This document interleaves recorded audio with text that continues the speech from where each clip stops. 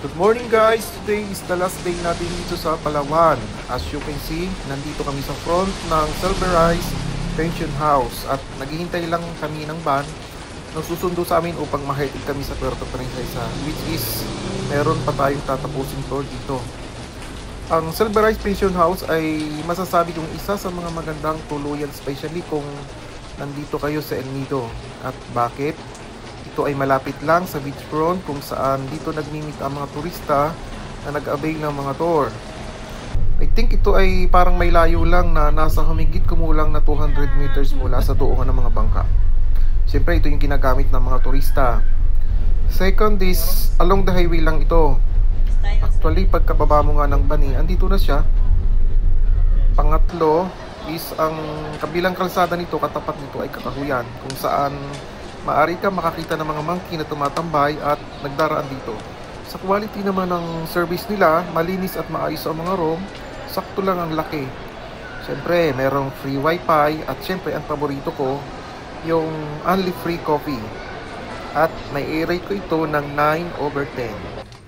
Siya nga pala, matapos ang mahaba-habang biyahe natin, almost 5 hours mula sa El Nido hanggang dito sa Robinson, Puerto Princesa, kung saan dito tayo nag-lunch at dito rin tayo sinundo ng panibagong van kasama natin upang tapusin natin ang natitirang spot na ating pupuntahan. Bago nga pala tayo nakarating dito sa Robinson, Puerto Princesa, meron tayong isang farm restaurant na hinintuan yung van. So dito maaari kayo mag-picture-picture. Maganda siya, maganda. As in, maganda. So sige, take muna tayo ng mga picture.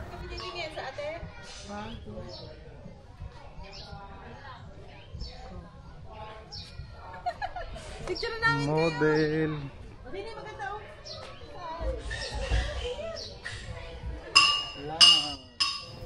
So ayan, balik tayo sa Baker's Hills. Ang Baker's Hills nga pala, as you should know, they're famous for selling pastries such as hopia, egg pie, crinkles, and bread in their bake shop called Baker's Hills Bake Shop. So I've tried their hopia ube. Ang sarap. So kapag naghahanap nga pala kayo ng siyempre ng mga pasalubong galing sa Palawan, Baker's Hill ang number 1 na pupuntahan. Halina't bumili sa best pasalubong nila. Baker's Hill is walang siningil na entrance, kaya happy lang. So maganda dito sa loob, mayroon silang mga spot na napakaganda sa picture. Sabi nga nila pang Instagrammable. Maganda, meron din silang view deck na overlooking, makikita mo yung kabilang side parang mini Tagaytay. So nakaka-enjoy lang talagang pumasyal dito. Iba't ibang klaseng plant, may mga malalaki din silang statue, mga spot para sa magagandang kuha ng picture.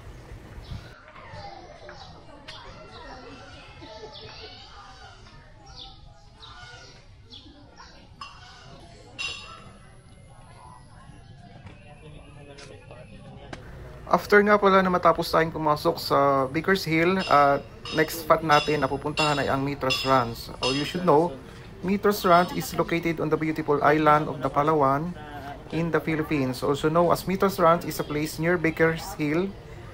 Is one of the popular tourist destination in Puerto Princesa. Tara, samahan nyo ko.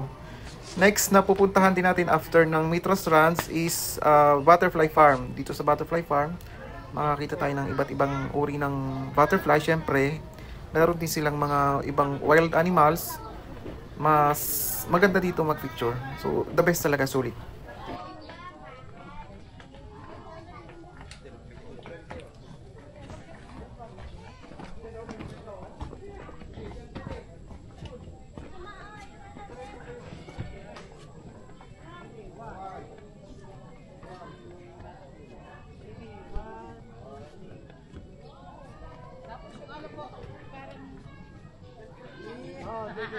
Pas, wag mo itutulak ha.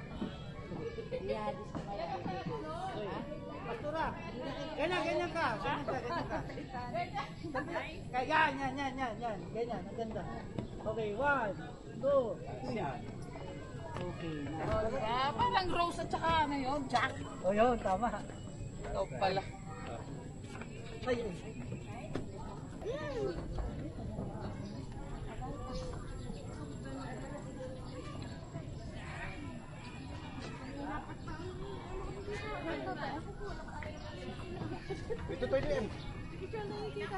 Ito.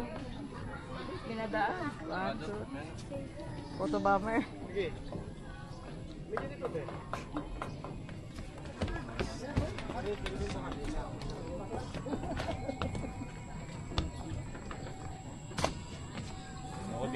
Wow, overlooking. Oh, family kayo, bilis. May ano. Wait lang kayo.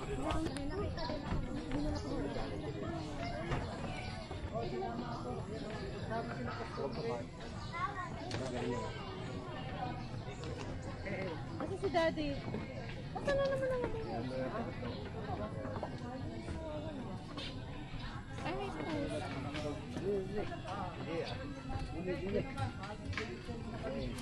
So,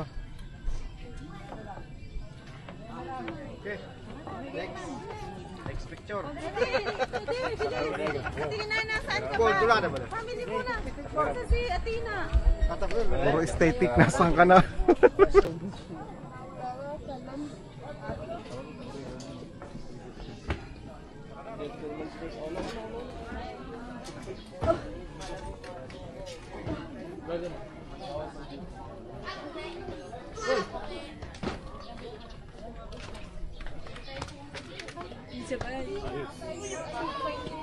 Lollipop. Bibili pa ng tinapay. Ngani. Oh, crocodile. Krokodilo? Wala kasi tubig. Tissue. Magalis itong tungtong. May hika. Ito. Baker shake. Ay, ano to? Goose. Goose. Kuya na tayo, Diyos. Tama na. Goose. Madilim dyan. Hirap mag-picture. Ano dalawa power bank? Nasa bag. Best friend mo.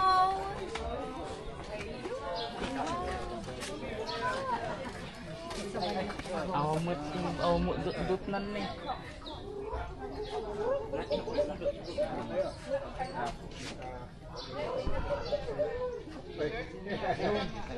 Lubon. Sobrang maganda ang kanyang ano.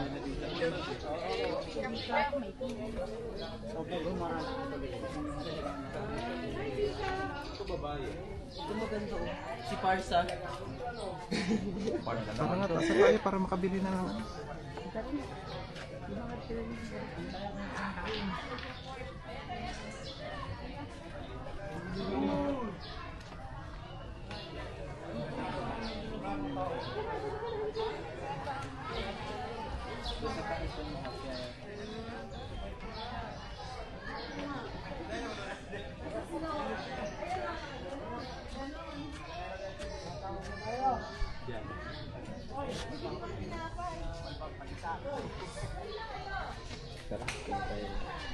Para ini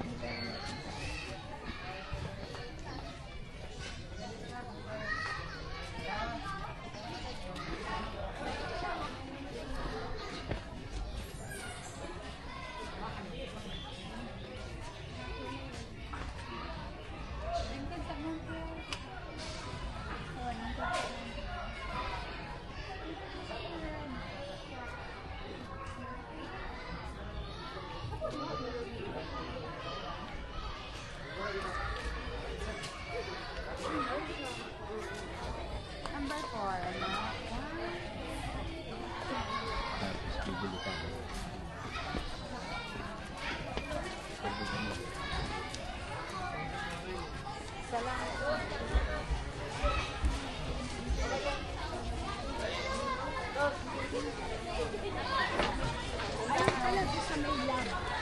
Lab. Oo, meron nga dito.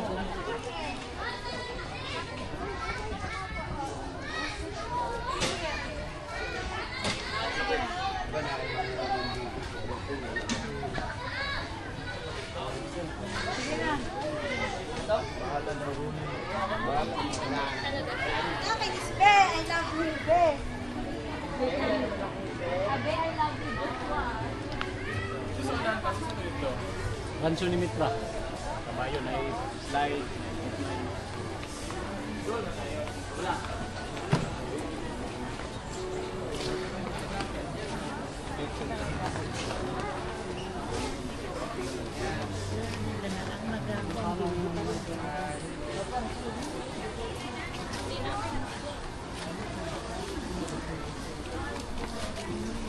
Wash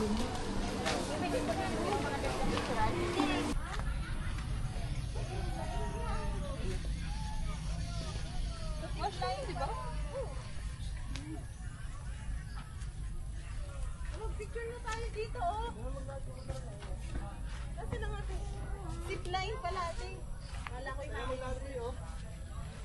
Zip line, papuntang zip line. Hanging bridge, papuntang zip line. Dito na tayo hanging bridge tayo sa sikla. Diyan siya sabi ko sa'yo, pag nadulas-dulas ka pa diyan, pupunta ka sa kotse na maputi ka paa mo.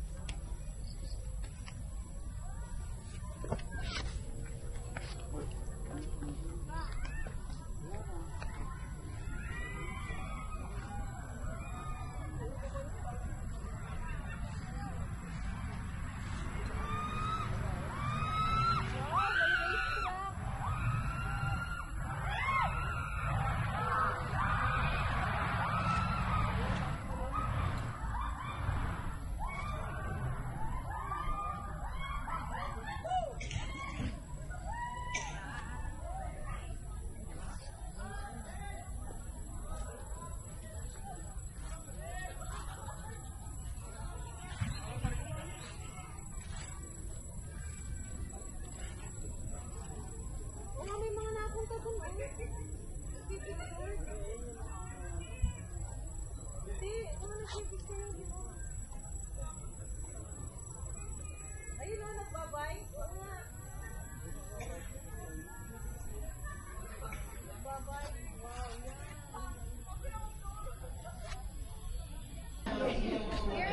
Mamaya inumin natin yan.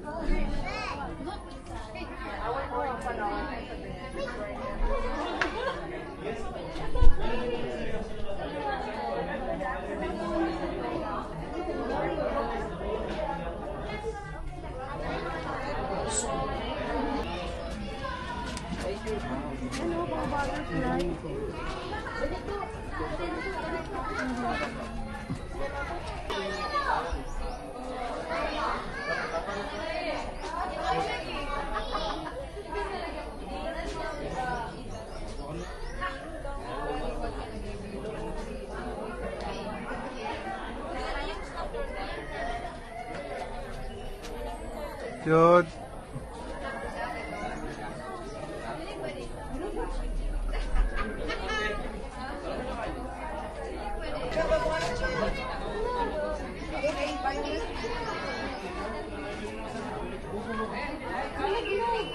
Nakaralaw na, katapicture na.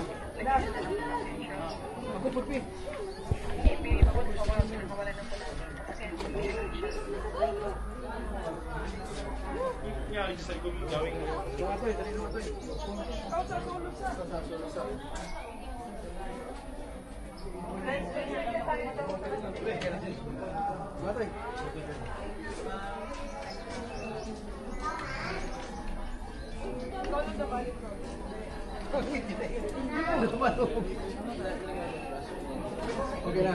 Medyo ko kabaluan ang magsulong. Medyo ko kabaluan ang magsulong. Ay, ipitin. Ana, nakukay ko lang taon. May kulang taon.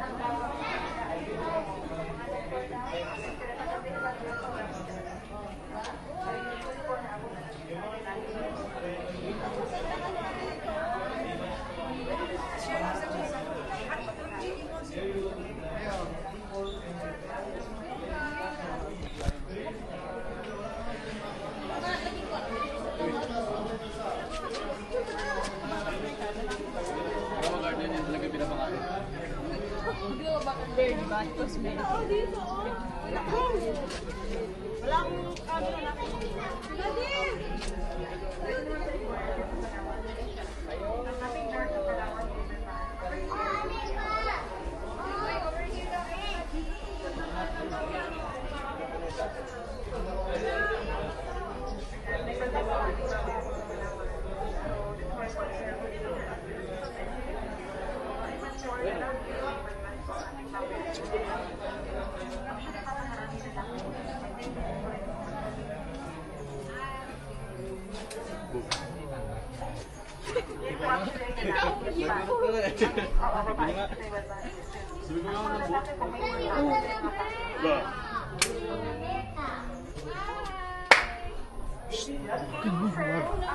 Wag.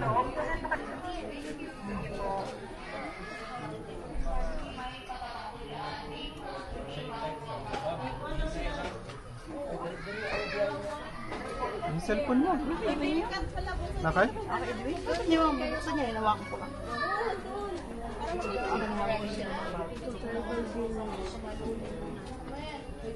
Ayan, so ma'am and sir, dito po.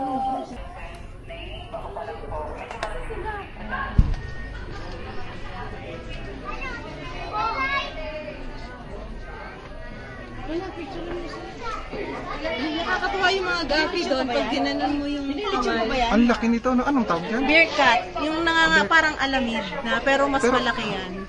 Yung nangangain ng coffee beans tapos napupo sila ng Ganyan coffee talaga beans nakalaki ginagawang kape. Hindi ka may gapi doon nangangagat dali. Ganyan baboy. Siguro yun. Wala pa do. Wagyu beef. Wagyu beef. A5 spice.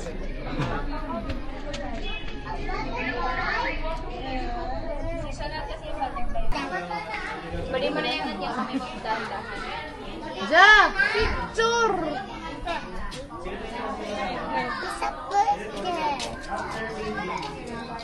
Okay, so dun po marami po tayo. Nak, halika! Padul si Mong Chua. Sumigang ilong. Ayoko na yun.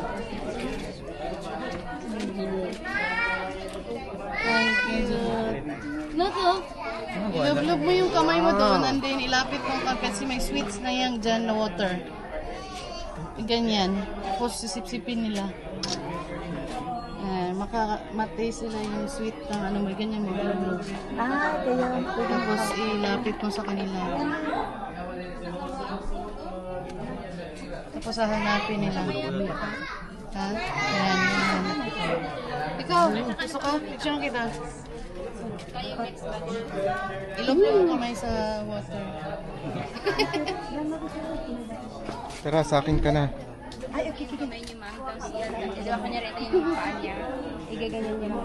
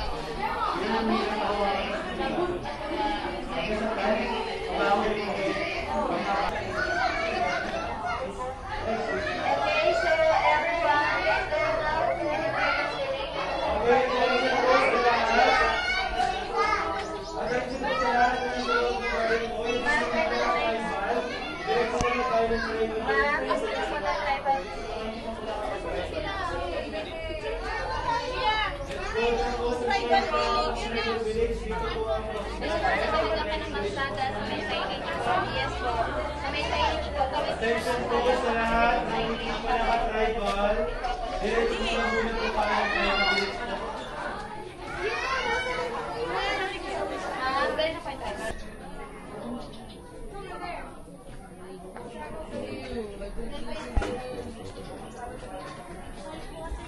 Ay, si Lala.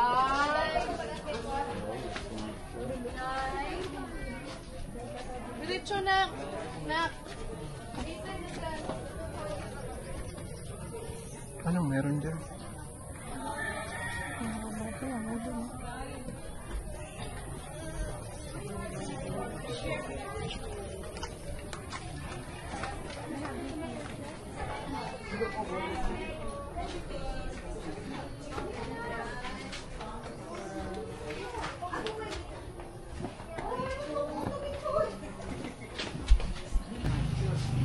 Vanilla. Di ba bang yun?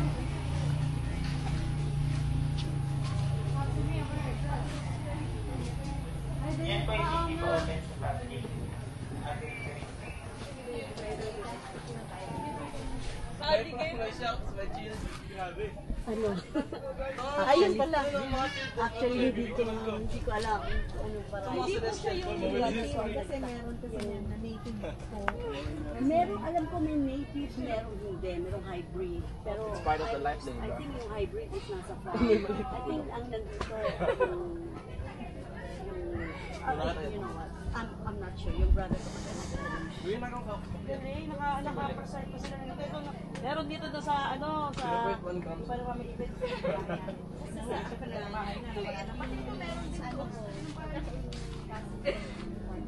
Parang bawal yata tayo dito. Sabi, Heavenly. Ayun no? Shock yan, shock. Ano impostor? Zombified. Tawa to, laki. No value. No value. Baka na 0.001.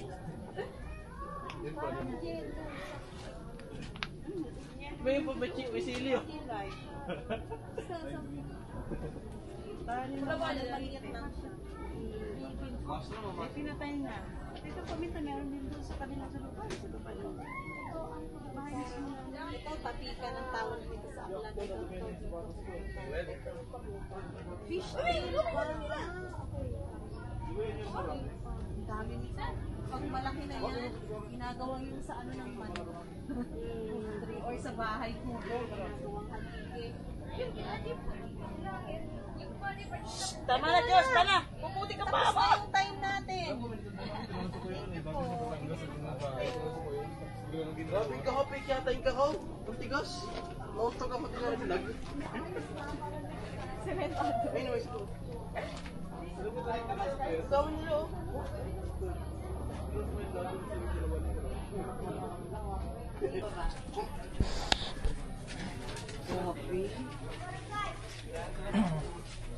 Yung picture ako sila, wala akong Facebook. Tayat sila. Hoy, kupal. Ano ka pinare? Uy, halang pag-laminar flow na yun. Ano, 211576. 21156. Copy that.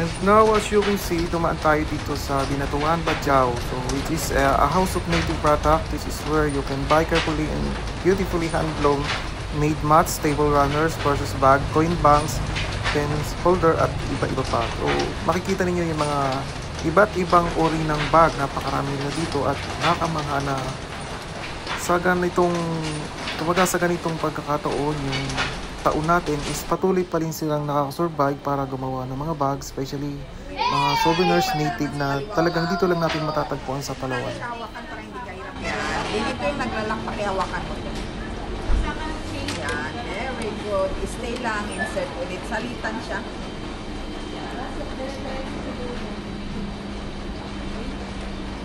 Kabilang paa naman. Paa na naman. Yun yung nang ulit. Yan, ulit-ulit lang yan siya. Very good. Manual weaving talaga.